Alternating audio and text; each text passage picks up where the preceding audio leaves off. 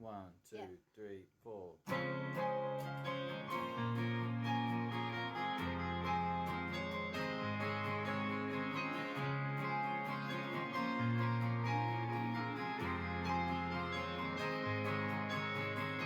Welcome to the podcast series Immigrants and Exiles, recorded at the Beachcomber Cafe in St Kilda.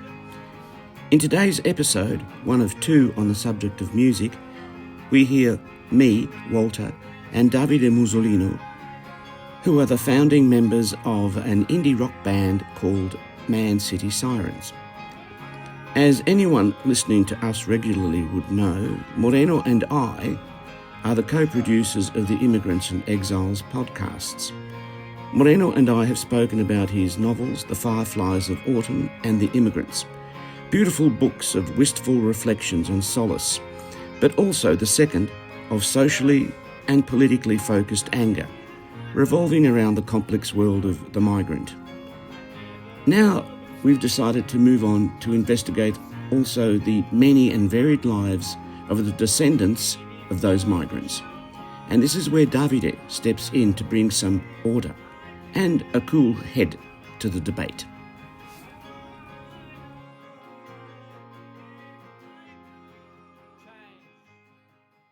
Davide, what do you think about this exercise that we're about to embark on? Interesting. I guess I don't spend a lot of time reflecting on either the music or my heritage, to be fair.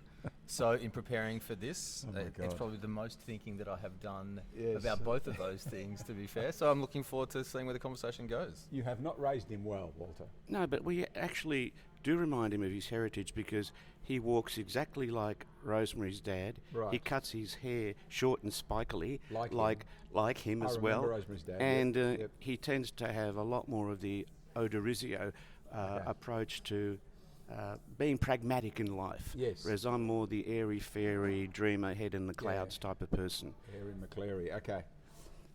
But can I say one thing else? Sure. Go. This was a question that you raised a while back about how we're going to make this fit into the Immigrants and Exiles discussions that we've been having. You're going to try now. Yeah, we're going to try. And I thought, well, obviously, kicking off with your book, The Immigrants, that made sense. Yep. But we've often had people like Arthur DePrano who stretched the discussion by talking about World War II history and then the history of migration here as well. And some people have said that's really fascinating when you start to move not away from the topic, but you start to expand the topic. And I thought, for this discussion today, I thought it's great that am I a first or second generation? I don't know. I'm sort of like second generation. My Second, dad and mum were the first. You were born here. And David is third, right? Yeah. And I thought, well, a lot of people have a migrant heritage. Yeah. How is that affecting them? Or let's see if it's not affecting them, indeed. Yeah. So I thought that would be relevant. Sure. Immigrants and Exiles. Okay. For myself personally, I still feel like an exile because my parents got me to think about myself as an Italian. Yes. Yeah. I don't know, Davide. I would have thought you're first generation because you're the first to be born here and your parents were not. So that would make you first generation immigrant. That would make me second generation. And there you see how we compose music.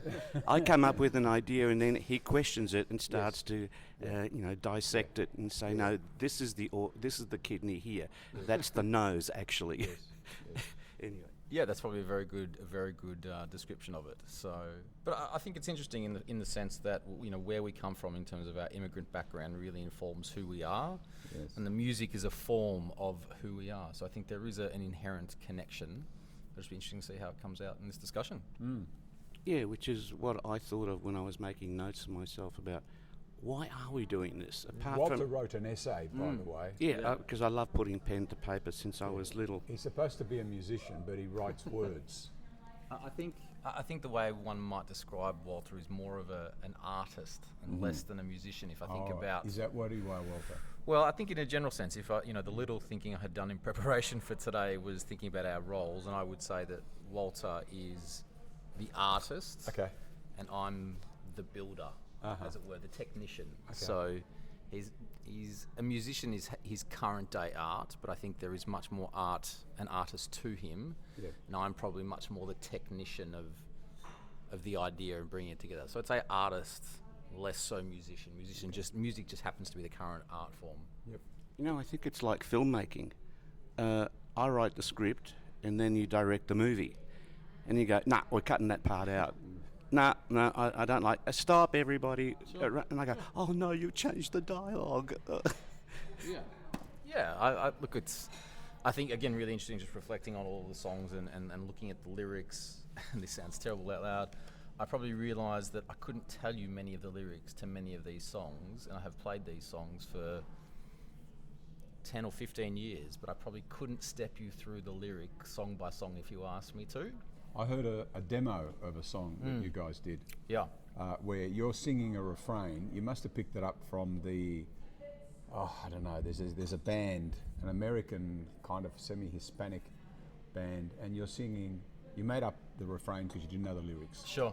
Yep. Dancing the night away. Yeah, absolutely. Yeah. I've heard that somewhere before. Sure, absolutely. There are occasions where I've had to step in to sing at gigs because Walter might have been unwell, and I might actually only know a couple of the songs and so their you make lyrics them in up. full, so I just... Who was that band anyway? I don't know, but I tend to... Gypsy Kings. Almost, but anyway, go on. Yeah. Yeah. So probably, that's probably the other reflection for me is I was like, well, I read all the lyrics of these songs and thought, I couldn't tell you the lyrics of these songs. I knew the music well, I know the melodies well, but again, not the lyrics. So an interesting conversation to have.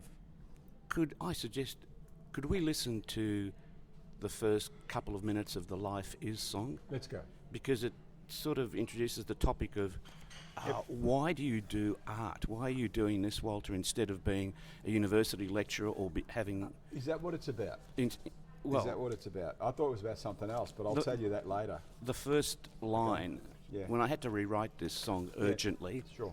Why aren't you, a university professor? Why aren't you a doctor? Why aren't you a lawyer? Which is a kind of traditional professions for a lot of migrants. None of that comes through the song. That's right. Okay, you've got to understand this. And that's right. You think you're saying something. This annoys me about you.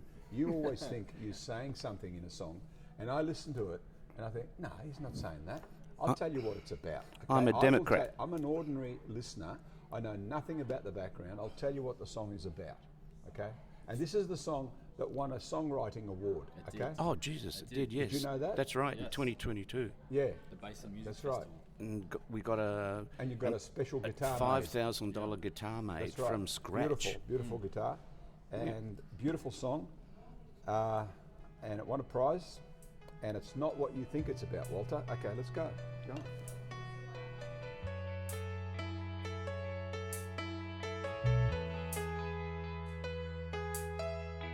Writing a song is like righting a wrong, escaping the hand of the deadliest tongue. Like Hong Kong, who lives long? No one is that strong.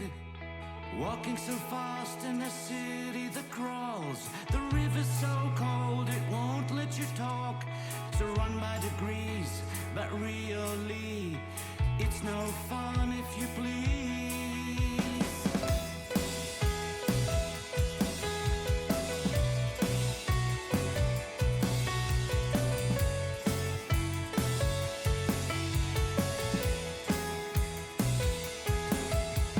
Lost in a song is you smoking a bong. Your secret's going south along Clarendon, thinking party pies under a bridge of sighs. Imagine a freeway to the lake. Down by the water, a lullaby courts you in the shape of a swan. You could almost hold on, but no crumbs today. Smiles drift away, so get up, time to move on.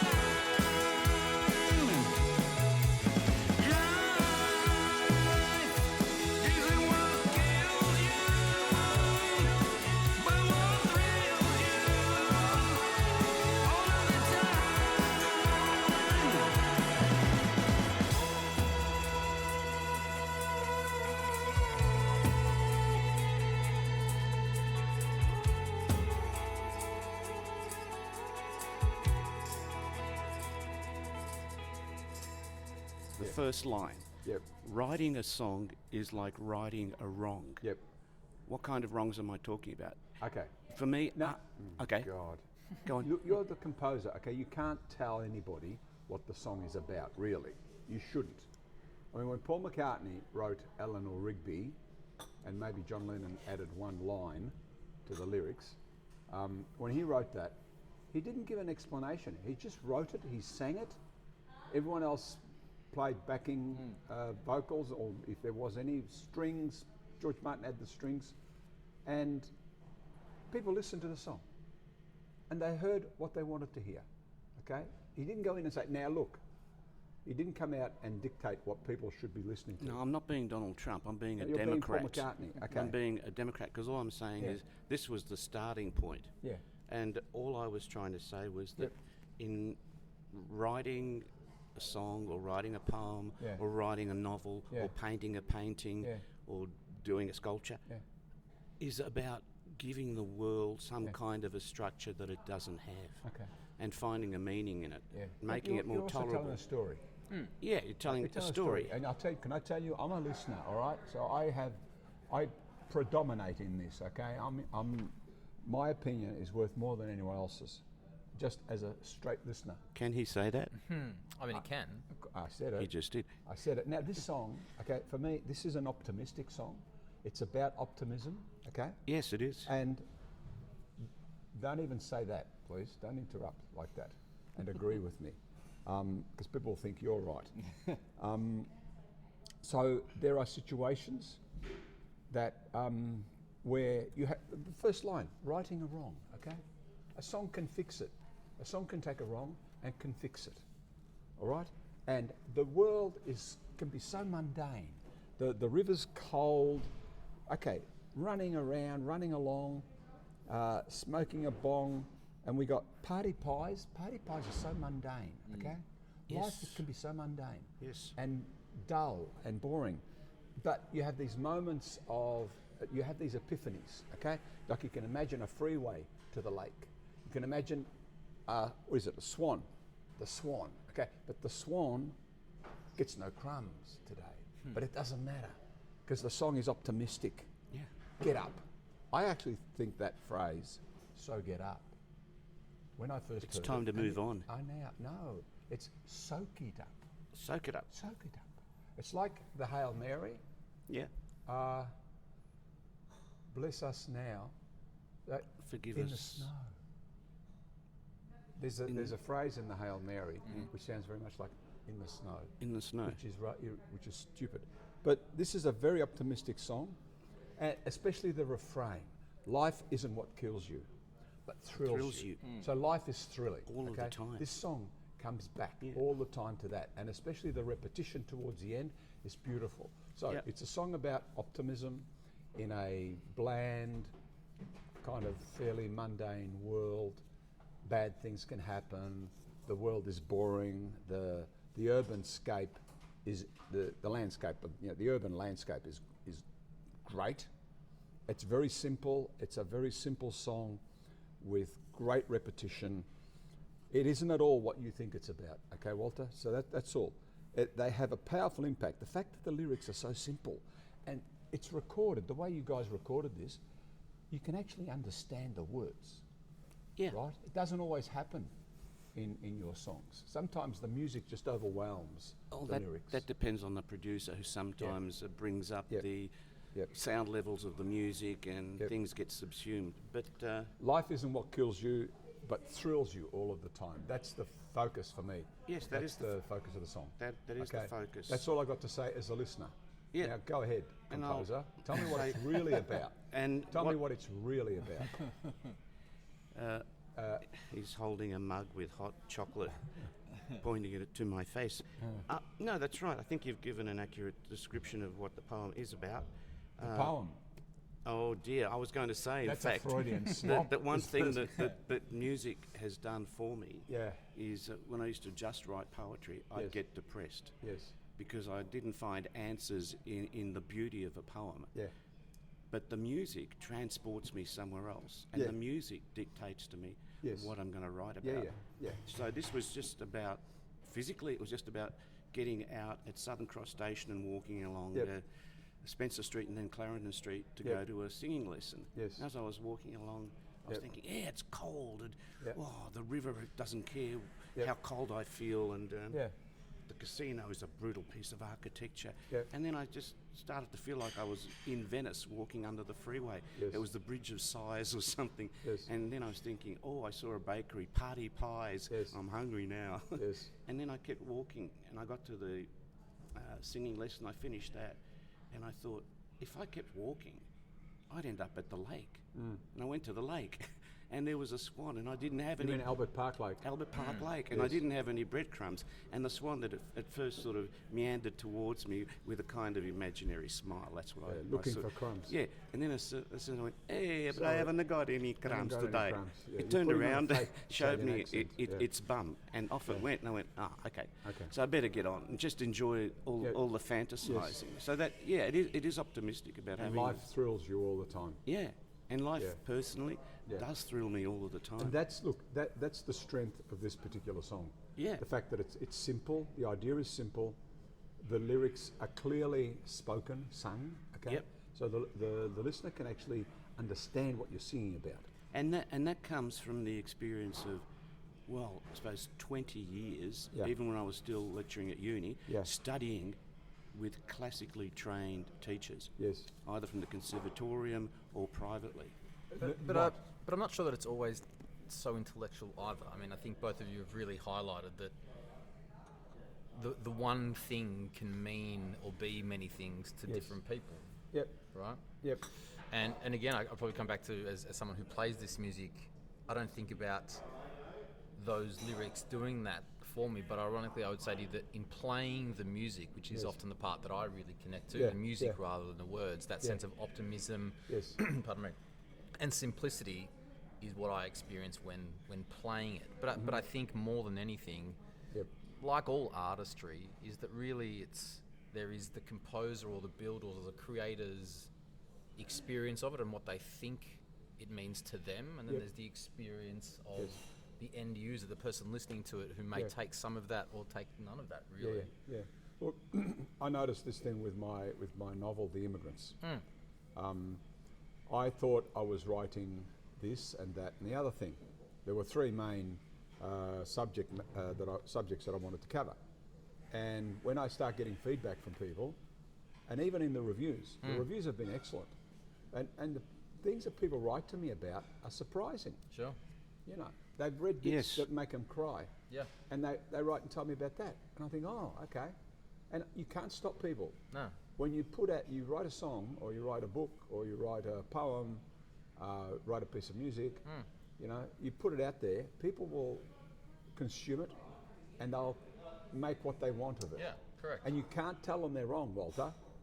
Okay? I've never told anybody that they're wrong. Anybody, but I'm you've actually written pages about what the songs are really about. Yeah, but you know what? Like all egocentric artists, I'm talking to myself when I write. Yeah. You know, Okay. I want to find out what I actually What think. you actually said. Yeah. Yeah, because fair enough. I'm surprised, and that's one of the delights of, and you would have found that with writing the novels too. Yeah. You think you're going to write something, And then it takes you off and it takes you off on different tangents, direction. you know, Yeah, and yeah, it's like being yeah. guided, you know, Virgil and Dante, or Yeah. Dante and Beatrice, and you don't know where you're going to go through hell, purgatory, or to heaven. Yep. And that's one of the wonderful mysteries that keeps opening up sort of rooms, boxes, vistas, you know, experiences. Yep. Look, there are two technical things that are really good in this song. One is the repetition of life isn't what kills you, but thrills you all the time. I like repetition, by the way. And the other thing is the way it kind of drops away at the end. It almost doesn't fade. It just kind of ends. Yeah, well, that was a suggestion It's I'd slow, made. but also fast, unexpected. Yeah. You know, which is very nice. Yeah, well, the producers got rid of a little middle section and just brought the chorus back at the end. Yep. Not long after the chorus first appeared. Yeah. Then there's a little instrumental break between the two choruses. And I didn't quite like the ending, so I said, can we put in some of that falsetto at the end and let it fade away with the guitar, the lead part that David is playing? And they did that, and they went, that was a great idea. You know? Yes. And that was also enlivening, you know, the fact that you're working with other people who contribute. So a bit like the listener who contributes by telling you what they experience. Even the producers who say, I want to work with this music, and sound engineer will keep making suggestions which you're allowed to say no to, but when they come off, you go, even they're contributing.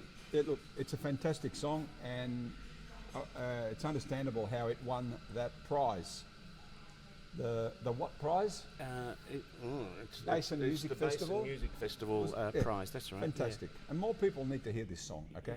Yeah, So and do something about it. Sasha Amos made the guitar, and I remember I asked him, what did the committee think about the song? Yeah. Were there differences of opinion, or did they all vote for the Pope? Yeah. And he said, well, they asked me to make the first decision, and I went for this one. It was the standout. Yes. And then they all agreed. Yes. He said, but I love all your songs. Yes. I have to get back to him and give him a bottle of You do. champagne You or do. something. Yeah. It was a great award. It was very flattering. And it's a great song. Yep. Could I say, could we listen to another song? Let's go. That was it, The Love Is So Sweet song? I've got the words here. Because it was inspired by my dad. Just inspired. Okay, and I'll tell you what. Okay, can I say something? You've spoiled it now by saying inspired by my dad. Okay, For me, this is a love song between a man and a woman. Okay, nothing to do with your dad. The first dozen times I heard it, that's what I heard, and then you went and told me where it came from, and you spoiled the whole thing. Although, I did, and I tried And to then I forget said that. something stupid like I love you. And Then you went and spoiled it all. Then No, said that's right. something stupid like I love you. so it's not about your dad, okay? You think it's about your dad, but it's not. I think It's at the a end love- of the day, it it's a can love be song. it's a love song, and really, what is love other than an experience between two people, right? Parent and child This is a man and a woman, can be. okay? Yeah. Because I'm a romantic type too, so maybe Sure. that's got something to do with it. But Yeah. anyway, let's have a listen. Let's. Love is so sweet, but you are so bitter. I've heard all of your talk about who just twitters. Oh man, you never held my hand in streets. Oh man, you should have been moonlight.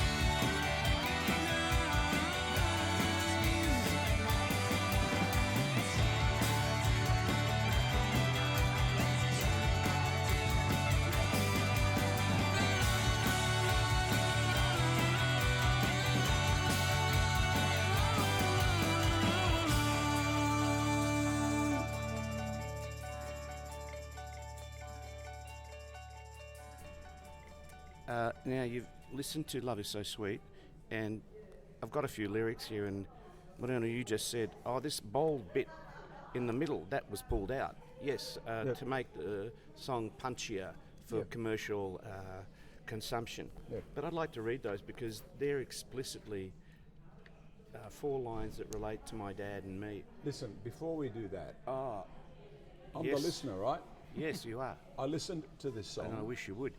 Years ago, okay? And Yes. I played it over and over and over because this was out before Life Is. It was, yes. Yes. Correct. Okay? And I reckon Life Is and this are 2 of your best ones. And it's the melody. You've got beautiful melodies, okay? You're like a Paul McCartney for me. You write melodies. Yes. That's your strength. I listen to music that's got great melodies. Yeah. Well, this has got a beautiful melody.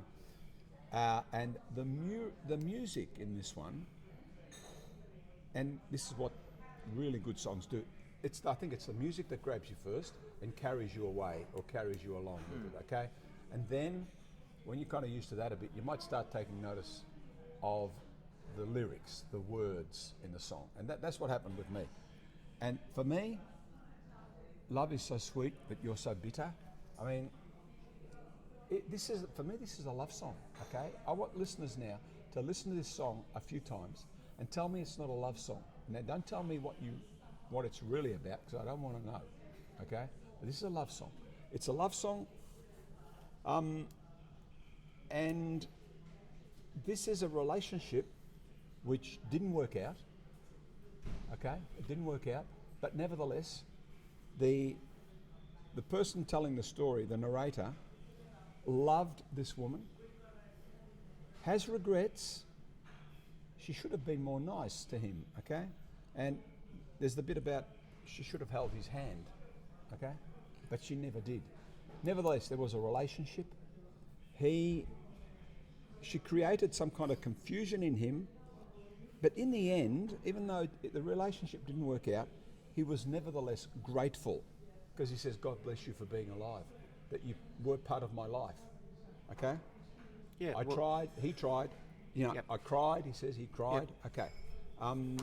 So that's what it is to me. It's about a failed romantic relationship, and with a touch of optimism in there, because he's glad that she came along. You've had this happen to you, haven't you, Davide? Sure, yeah, absolutely. Relationships that didn't work out, and nevertheless you think, well, I'm glad it happened, because I'm a richer person as a result. Absolutely, but I think the key word is love and relationships. I think it doesn't really matter whether you want to talk about it as a man and a woman, as 2 men, as 2 women, as family members, as romantic partners. I think where the consensus lies is that this is about relationships and about the love and the intimacy, and how these relationships have pushed and pulled and failed and succeeded. I think you can kind of insert the characters of who they are any way you like. But I think you're right that the song is about love and relationships, success and failure. Yeah, and because I'm a romantic, I always think of the man and the woman, relationship. But I think part of the fun of our music is that we, with obviously Walter's background in literature and arts, is that romance is, traditionally and typically only thought about in male and female ways. But I think, romance also exists within family relationships as well as as well, right? And look, I love the Yamaha bit, the Yamaha organ in the middle. Okay, who played that? I think that was a little bit added by Mr. Victor Strangers, who worked on some edits for the songs. The producer or something? Yeah, one of the he was a producer. Okay. He spent a lot of time very generously. And the lead guitar, the picking especially, I like that too. He played that idea and showed it to Davide.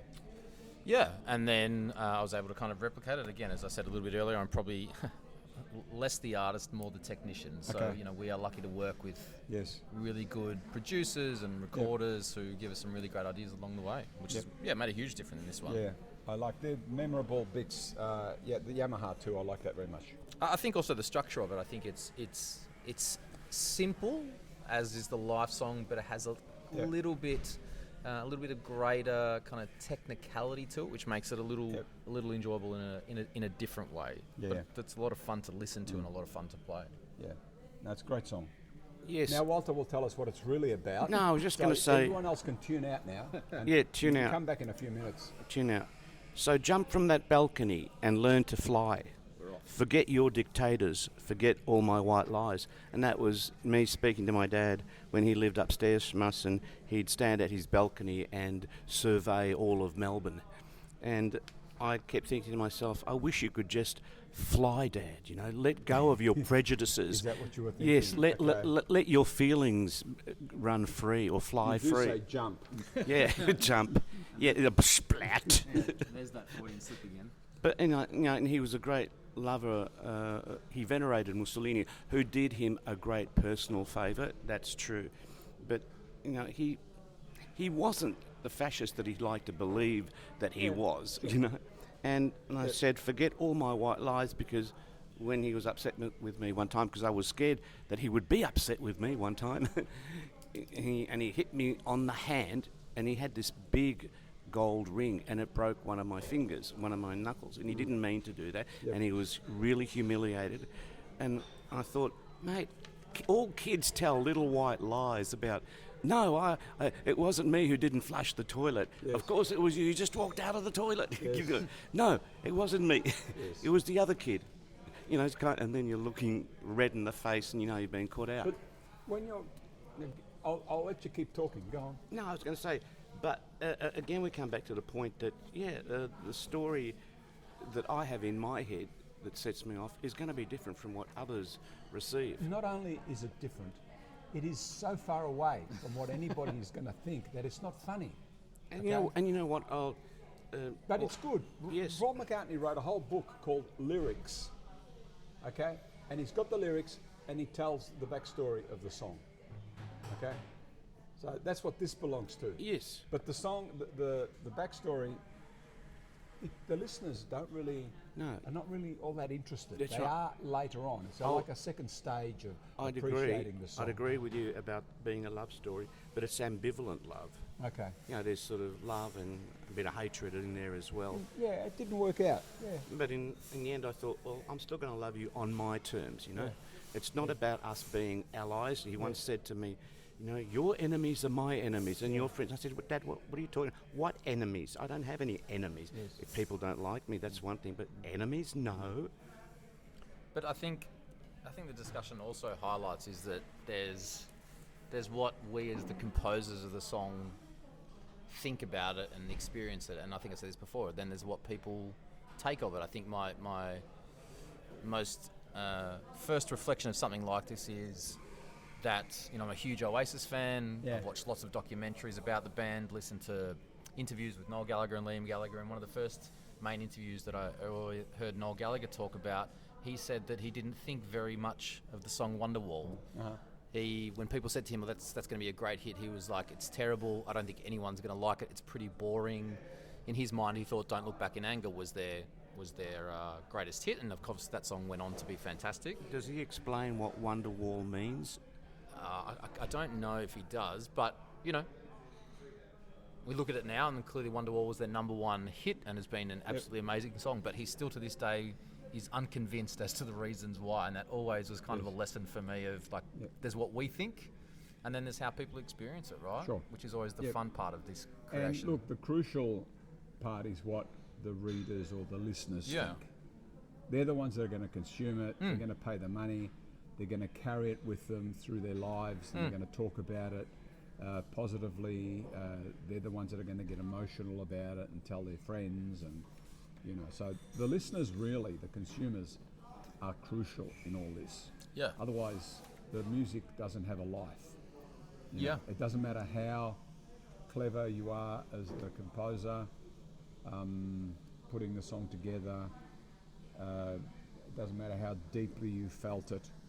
It's up to the people who hear it to carry the song forward or not, you know. Yeah, but I think it ties back to the very first question that we asked was how does the topic of music connect into the broader theme of these podcasts around, you know, exile and immigrants? Is that we write the music, Walter and I, from a place of our experiences and our thoughts and our feelings, which are obviously completely informed by our our history and our heritage, you know, culturally, ethnically, familially, and that is of, you know, migrant, in my case, grandparents, and in Walter's case, parents. And so that's kind of the connection back. Like, the music is a product of us and our experiences and the things we have come and done and seen, and that is our immigrant background. That's kind of the connection, I think, that really comes through all of these songs. And I suppose if this song is really about Walter's dad, if it is, then Walter's dad, his experiences... We're in trouble, yeah, correct.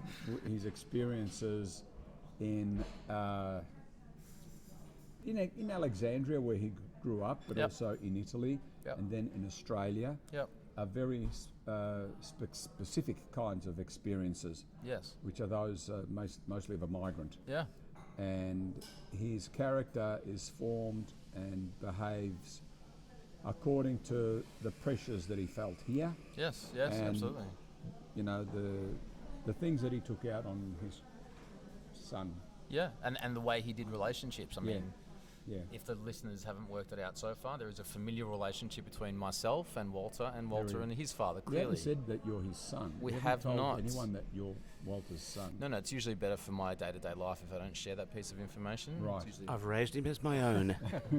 But I think, you know, this song's about relationships, and Walter talks to it being about his dad and his relationship, and that relationship is completely informed by the immigration and migration and their ethnicity. So I think there's a huge part of how my grandfather came to this country, and in how he did his relationships with the people in his life, including my dad, Walter. So I think there's a real connection between immigration, exilation, and then also this music that we do. Yeah, and, you know, his worst experience, not his fault, as a 3-year-old being run over by a tram and losing his ability to use his legs. In Alexandria. In Egypt. And some of the stories he told me, it just left me with my jaw to the ground, looking at him and thinking, how did you endure being carried around on your brother's back? Yes. And they would take you to the beach at night only, so that people wouldn't stare and point. Or, you know, to have met girls when he finally got prosthetics from the fascists. And Mussolini issued prosthetics free of charge. Absolutely. To people who needed them. Yes, and he was able to always go to Italy at least every 2 years to get them updated free of charge. Yes. And he said, you know, I would meet girls and I would fall in love, and they would find out that I was missing my legs from below the knee, and that would turn them off. Right. And then I'd think about my mum and say, wow, what a woman, that she would, that didn't matter to her. Yep. You know, so yeah, I had a lot of respect. As often said to you, I said in the eulogy to my dad when he died, I said, my parents were the greatest little action figures in my memory and imagination. That's for me why they're always heroes, irrespective of the issues behind the scenes. You know, and they also ended up inspiring some of your songs. Oh, absolutely. Like this one is inspired by your dad, even though I think it's about the relationship between a man and a woman. But yeah, that's fine. And well, there's another one we might talk about it, Joanna. Joanna, yes. Right. I don't know if we're going to get to that, but anyway. Absolutely, we're going to get to that. Yeah. And so we just listened to Joanna.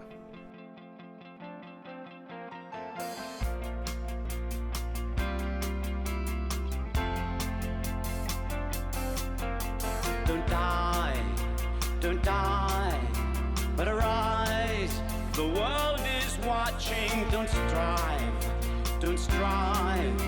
for a horse. Build your kingdom higher. Don't try to be bad, but be good, not ugly. Hosanna.